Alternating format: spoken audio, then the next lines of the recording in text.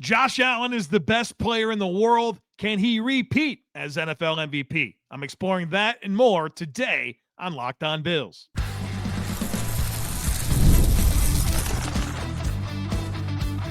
You are Locked On Bills, your daily Buffalo Bills podcast. Part of the Locked On Podcast Network, your team every day. What's up, Bills Mafia? It's Joe Marino, author of the Herd Mentality Substack, co-host of the Locked On NFL Scouting Podcast, co-host of the NFL First Read Podcast, and I'm your host of Locked On Bills. Locked On Bills is a proud part of the Locked On Podcast Network, now the #1 sports podcast network. I want to thank you for making Locked On Bills your first listen every day, and a big welcome and shout out to our everydayers. You know who you are. Those of you who never miss a single episode, I appreciate y'all being here very, very much. Today's episode is brought to you by FanDuel. If you want to be right in the middle of the action this season, visit FanDuel.com and place your NFL live bets all season long. Well, folks, welcome in. It's time for Herd Mentality, the weekly episode where you control our discussion, and we have some great topics to get into, including who is the best tight end in Bills history, what's up with the slow starts on defense, is there a fatal flaw to this team that can get in the way of a Super Bowl run, which players on the Bills should make the Pro Bowl. But we start with this question from Andrew about Josh Allen's chances of repeating as NFL MVP. Andrew says, at this point in the season, what would be Josh Allen's realistic chances of winning MVP? Let's assume our offense is humming for the last 3 games and he puts up 3 total touchdowns or more per game and a strong scrambling game, 30 to 50 yards per game and no interceptions. How would he compare to Matthew Stafford and Drake Maye in odds and voting trends? It's a good question. I think you've narrowed it down to the 3 most likely candidates. And right now, Stafford has the best odds, then it's Drake Maye, and then it's Josh Allen, according to FanDuel. And then you have like Justin Herbert and Bo Nix as like long shots to be the MVP. But the race feels like it's 3 players. And obviously the last 3 weeks will be critical. You've got Stafford, whose team is in contention for the #1 seed in the NFC. Same with Drake Maye. Josh Allen, obviously, with the opportunity to maybe chase down the division, depending on what happens with New England. So it's the right group. As far as Matthew Stafford goes, he's going to have the best passing stats, right? That's just the way it's going to be on a team that is potentially the #1 seed. And that's a great recipe for being the NFL MVP. Be the quarterback with the best passing stats on a team that's a top seed. That's going to give you a good shot. And I think right now he's the favorite. Right now it's my expectation that Matthew Stafford will be the NFL MVP. Now, I think when it comes to Stafford and kind of arguing against him, I think you'd point to, well, he's got Sean McVay. He's got Devontae Adams. He has Puka Nacua.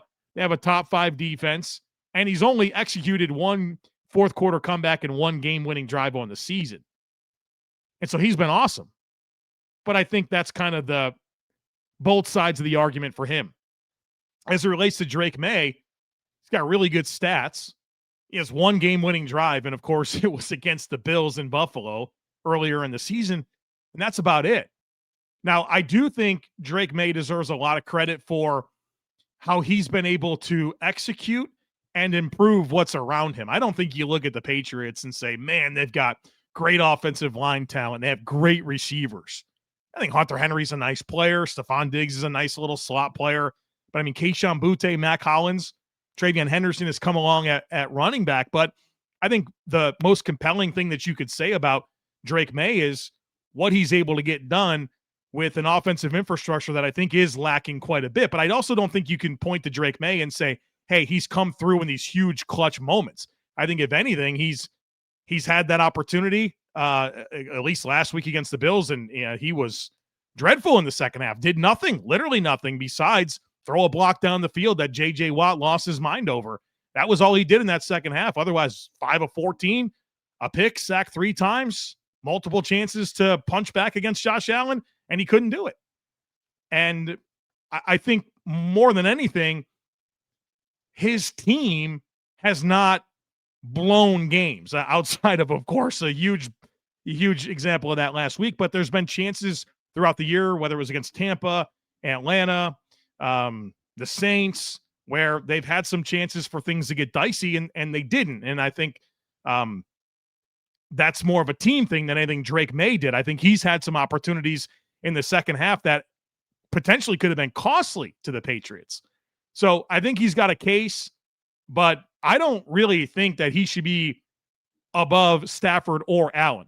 And as it relates to Josh Allen, his passing stats will not be as good as Matthew Stafford, but they have the exact same amount of touchdowns right now, 37 touchdowns. When you factor in the rushing production from Josh Allen, the yardage and touchdowns are nearly identical. In fact, their touchdowns are identical. Josh Allen does have 4 fourth quarter comebacks. He does have 4 game-winning drives. He has been part of erasing massive deficits 3 different times this year against top teams. He overcomes an average at best defense. We know what he's lacking in terms of wide receiver talent. Of course, he does have James Cook.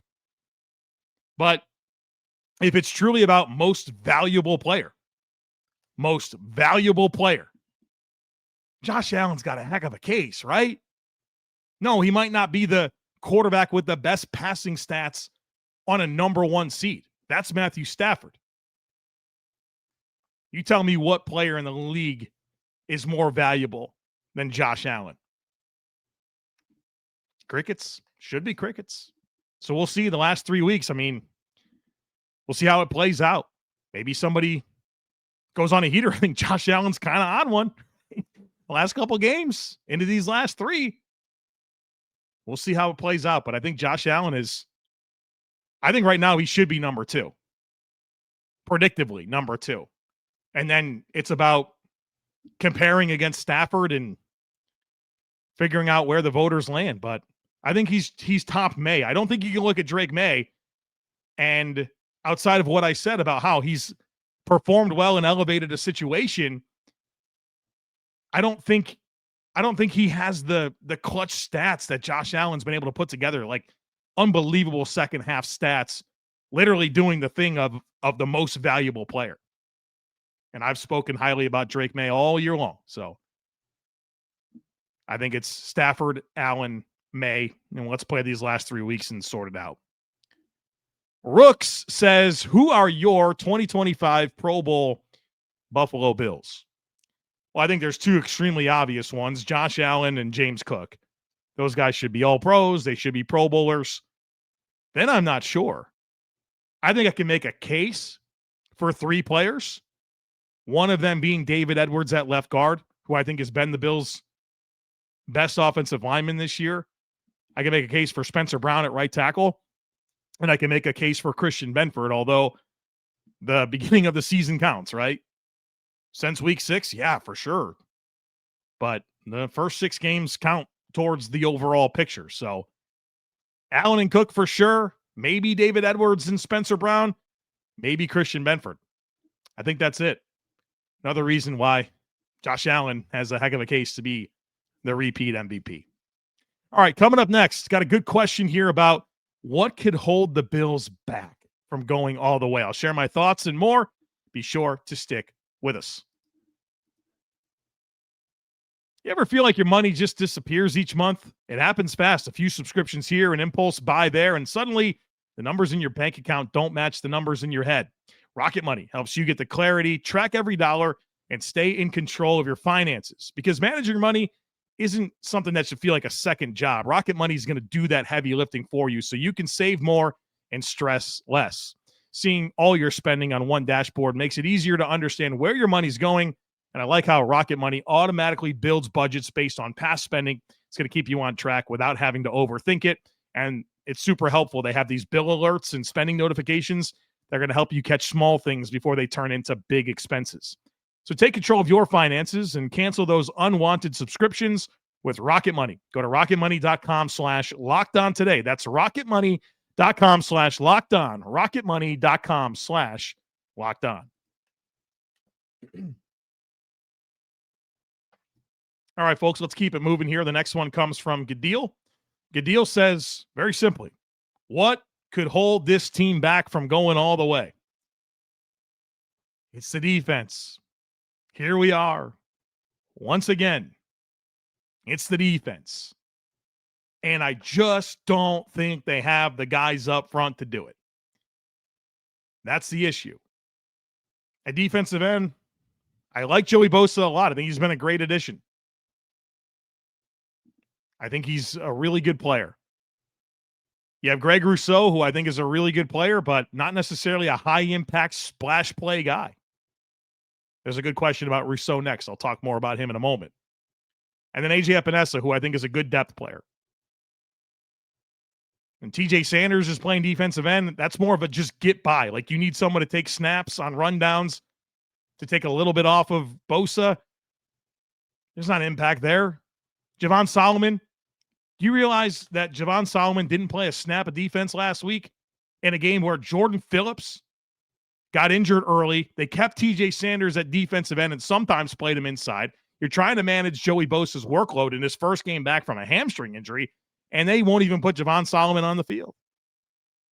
And I don't think that's because Javon Solomon is this great player that they're not willing to play. I think that Javon Solomon is severely limited, and I think that's been evident anytime you watch him on a football field.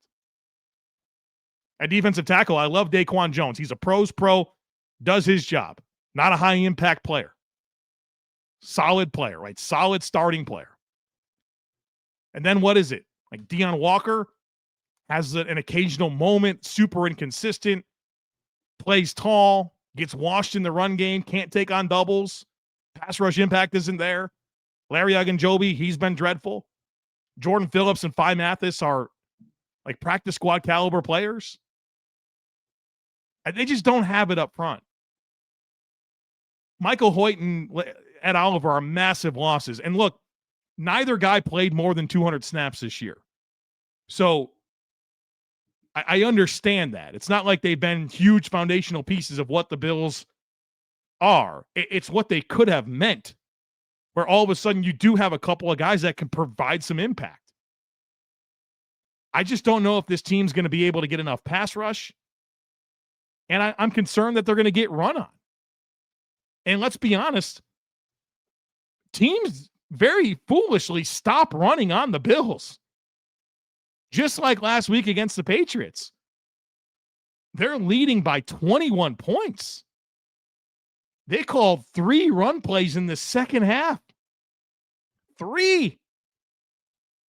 In a game that was not a runaway by the Bills, right? It was close all the way through. It was a comeback effort. They ran the ball 3 times. You've seen this happen to other teams as well, where they just stop running it. Like, thank you. But when I think about what's going to hold this team back, it's the defensive line. I don't think they're consistent enough against the run. I don't think they're consistent enough finding pass rush. And so I know that people are going to say, well, Sean McDermott's defensive minded figured it out. But I mean, there's not high impact players there. I think you have a couple of good starters in Rousseau and Bosa. You have a sufficient level starter in Daquan Jones, and then like rotational guys. I don't know if that's going to get it done. Josh Allen can overcome a lot. I think the Bills have done very well defensively to coach above their talent and find ways to get big stops and big takeaways. But I don't know if they can get it done for an entire postseason run. I mean, I want to find out. But if the question is what can hold this team back from going all the way, that's where my mind goes. Speaking of that question about Greg Rousseau, here it is from Alex. Where do you stand on Greg Rousseau? We're paying him $20 million per season, and his 2025 stats don't come close to matching that salary. But is it because he isn't playing well enough, or because the scheme asks him to play a specialized role that doesn't show up on the stat sheet? All right, so of course I want more impact out of Greg Rousseau. But I think we got to be real about $20 million a season. Of course, that's a ton of money. But he's the 14th highest paid defensive end in the NFL. The elite ones that make all the big splash plays all the time, Micah Parsons, Aiden Hutchinson, TJ Watt, Myles Garrett, those guys get paid $40 million a year. Some of them are even higher. He gets paid half that. He's the 14th highest paid edge player in the league. So yes, I recognize that it's a lot of money, but it's not like elite money where you're expecting this guy to be the dude that takes over in big situations. Greg Rousseau's an excellent football player, A-plus run defender, and he's a good compression style pass rusher with good length and power. He's not a sack artist. I think we should appreciate for him what he is and stop expecting him to be something that he isn't and something that he isn't paid to be. It's not his fault that Von Miller didn't work out. But even with Rousseau kind of ascending, they still wanted to give that money to Von Miller. He's not a number one blue chip A-list pass rusher. That's not what he is. And I think it would help everyone if you stop expecting him to be that, because he's a really good football player, but he's the 14th highest paid defensive end in the NFL. And again, I do want more splash plays. I do want more impact. There is a level of disappointment that I have. But also, let's put it in the right context so we can actually appreciate what he does offer this football team. You want to talk about what this defense would look like without him against the run? Woo! Goodness gracious. It'd be really worse. So I think there's a lot of layers to it. But I just feel like there's this expectation from the fan base that he's supposed to be this elite player. He's not paid like an elite player. He's paid like a really good player, and I think he is a really good player. But I think he's Robin. I don't think he's Batman. I think the Bills have been trying to find Batman to go with him, and Von Miller didn't work out, and I think Joey Bosa has been really good, but that wrist injury certainly took something from him. I'll tell you that for sure. Got a good question here from Chris that's going to tie into one from Mark. Chris says, is the emergence of Ray Davis in the return game due mainly to scheme and blocking, or does Ray Davis demonstrate talent here? And if so, he doesn't fit the typical profile of a return man. And then Mark asks a question about, I know there are different skill sets, but is there any thought of getting Ray Davis comfortable as a punt returner for next year? Or is he only having success as a kick returner because of the way the new rules have changed things on kickoff? All right, so let's talk about this. The way that the return game is now for kicks, and again, those are very, very different than punts. Very different.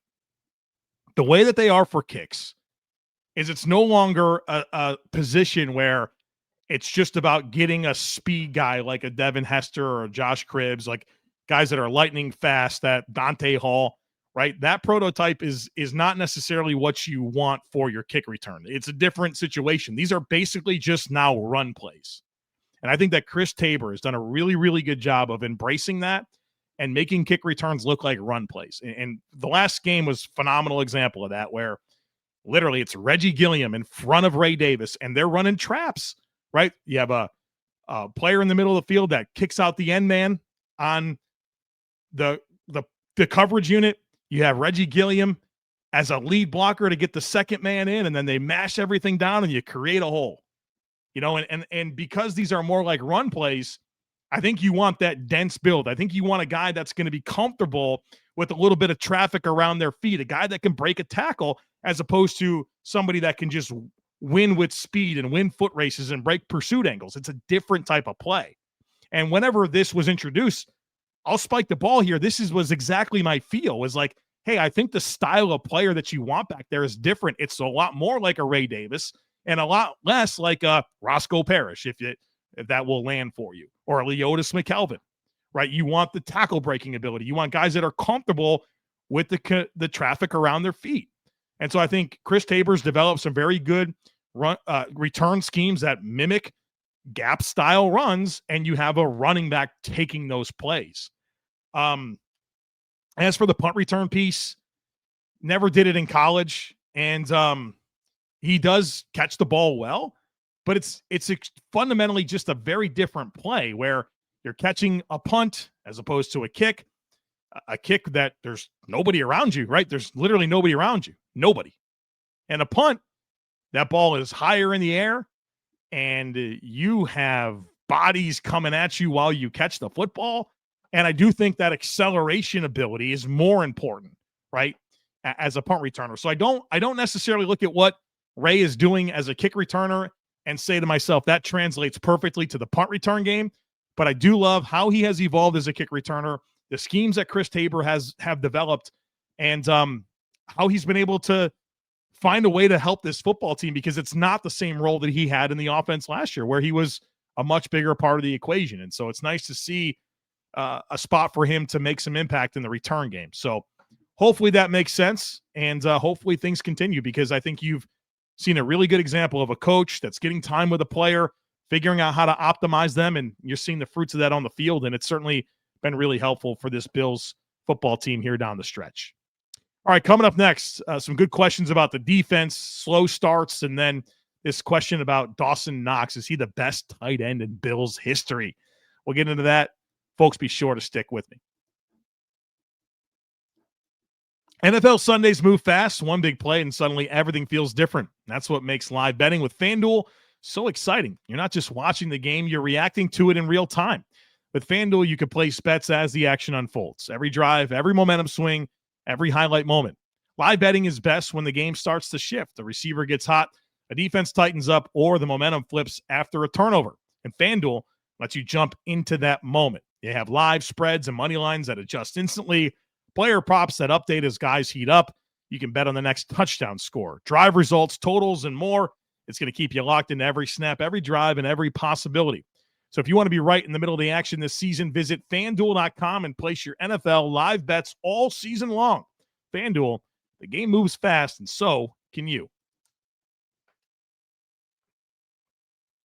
Welcome back, folks. The next one comes from Jonathan, who says, question about Bobby Babich. Has there been an indication if he's still calling plays or McDermott? Let's talk about this. Let's see if we can piece this together. So coming out of the bye, Sean McDermott has a call sheet, and it certainly appears that he's more involved with defensive play calling. He gets asked about it, and he says, look, I've always been involved, and never really clarified to what degree. Obviously, with the call sheet and the way that he's operating on the sideline, you certainly gained some belief that he was involved. Now, I will say that as he's been asked questions about good things that have happened on defense, for example, the Matt Milano sacks last week against New England, McDermott has been very intentional about saying, great call by Bobby. Great call by Bobby. It's happened multiple times. The corner blitz that Benford got the sack on against Burrow. Great call by Bobby, right? He's done that. He's been very intentional about that. And so I want to stop short of saying that McDermott is the defensive coordinator and has taken over play calling. I don't think that's true. I think he's involved and maybe at a higher level. But I think we need to be willing to give a little bit more credit to Bobby Babich for the defense. And obviously, we're not talking about like a great defense, but a defense that has proven to be clutch and make some big plays and make some great adjustments. And I think we need to be willing to give a little bit more credit to Bobby Babich for that. Alex has a question here that is very similar to many people, saying yesterday's defensive performance, and yesterday meaning the game on Sunday, seems like the latest example of what's becoming a recurring theme this year. We play soft spot drop zone coverage early on and get gashed. Then in the second half, we get creative and play more man, dial up more simulated pressures, and start blitzing more. And the defense really manages to tighten the screws. First, am I correct in this assessment?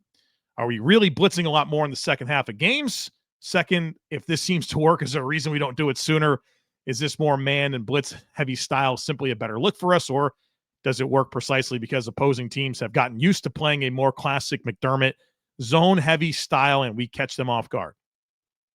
All right, so let's talk about this. The Bills do blitz more in the second half. Now, let me give you their third down blitz rate by quarter. So third down, pass down, blitz rate by quarter. First quarter, 13.3%. Second quarter, 17.1%. Third quarter, 38.5%. Fourth quarter, 39.5%. Yes, the Bills blitz a lot more in the second half. The slow starts are absolutely frustrating. They are. And I don't think that the Bills are coming out and saying, let's give them a bunch of air and get gashed and put ourselves in a hole. I think ultimately it goes back to something I've been trying to say over the last few weeks. The Bills are very deficient when it comes to defensive talent. They are. This defensive line, not deep enough. You got severe limitations in your secondary. with what you have out there.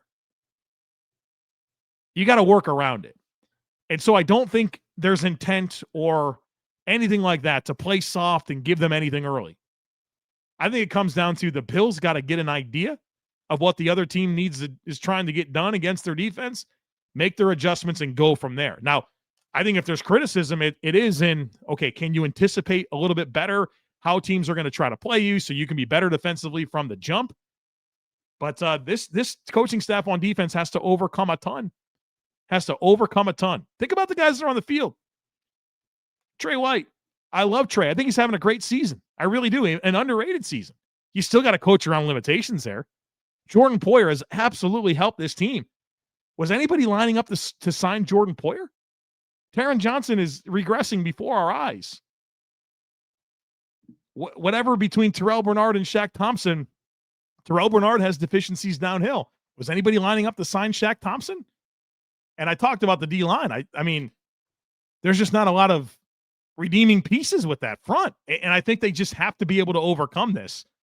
And it requires getting a little bit of a feel for what the other team wants to do and making some good adjustments. I think I just take a lot of satisfaction in that they do adjust. And I think that is a sign of competent coaching. But man, the beginnings are tough. They're really tough. And we talked about this last year. This isn't really a new conversation. Slow starts were a thing last year. They are again this year. Owen says, is Dawson Knox the best tight end in Bills history with his statistical achievement from this past game? So Dawson Knox is now the all-time leader in receiving touchdowns by a tight end. Past Pete Metzelaars. I'll say this. The fact that we're talking about this really does say something about the history of tight ends for the Buffalo Bills, right? They don't necessarily have this deep, rich history of A-list players at the position. I think when you make a Mount Rushmore of tight ends for the Buffalo Bills in their history, I think it starts with Pete Metzelaars. And while Dawson Knox does have more receiving touchdowns, Pete Metzelaars has played like 60 more games for the Bills than Pete Metzelaars or than Dawson Knox. And that blocking impact matters a ton. And think about those 90s teams. I mean, it's Thurman Thomas. It's running the football. Of course, Jim Kelly was important and Andre Reed, but they ran the ball. And that blocking impact was huge. And I think there's something to say about Dawson Knox and his impact now. But Pete Metzelaars was a high-impact blocker for longer. And I think that means something. I think Jay Remersma is on the Mount Rushmore for Bills tight ends, and I'd say Paul Costa. Paul Costa is from the mid-'60s. Was 64, 65, part of those AFL championship teams, had some crazy receiving production. And then he actually switched to right tackle about halfway through his career. And so that's who I would point to as the Mount Rushmore. But I still think it's probably Pete Metzelaars for the longevity, for the blocking, and then just being mindful of the role and era, what he did contribute in the passing game. And so that's how I'd have it. Who would you say? I'm curious. What are other people's Mount Rushmores of Bills tight ends? You think about Charles Clay. Who else do you think about in this conversation? Hopefully Dalton Kincaid. Hopefully we're talking about Dalton Kincaid pretty soon here. But I think it's Knox, Remersma, Paul Costa, and Pete Metzelaars. And I still think it's Pete Metzelaars for the longevity, for the role on those teams. I'll go Pete. All right. There you have it. Herd mentality in the books. We're focused on the Browns the rest of the week. Our crossover discussion, the primer, the final thoughts, all the things as we get ready for this game. And the Bills got to find a kicker. Not sure if you heard about this. Matt Prater already ruled out for this week with a quad injury. Tyler Bass not an option as he's recovering from surgery. So the Bills got to find themselves a kicker until Matt Prater is ready to go. Sean McDermott called it a week-to-week thing. And so we'll see who handles those duties this week. I know that some people are just talking about, well, just have Ray Davis do it, right? Well, you need someone to kick off. You need someone to be able to like make field goals, people that are trained to do this on a daily basis.